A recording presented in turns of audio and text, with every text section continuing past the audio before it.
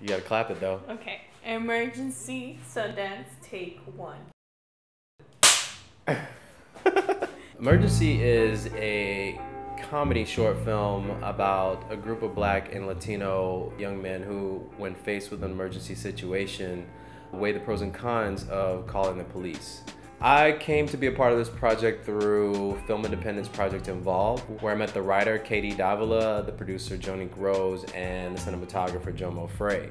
Upon reading Katie's script, I was immediately impressed with how well it was written and the social relevance of the project.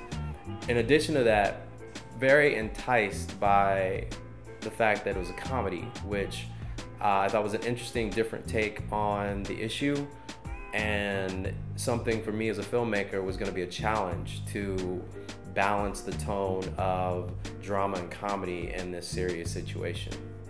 Hi, my name is Carey Williams, and I'm the director of Emergency, which is in the Sundance 2018 short film competition. Our film begins with Kunle, who is a student, a smart guy, but also he would like to let loose. And he has a good friend, and Sean, who is kind of the polar opposite of him, and they have a mutual admiration for each other. On this evening, they discover that they see the world very differently.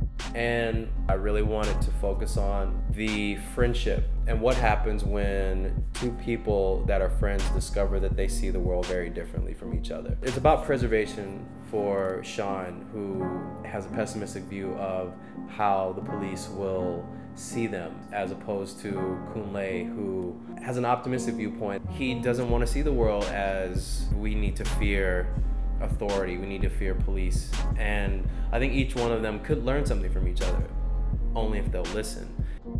When a viewer watches this film, I want them to come away seeing both sides and having a discussion about, why do you feel this way?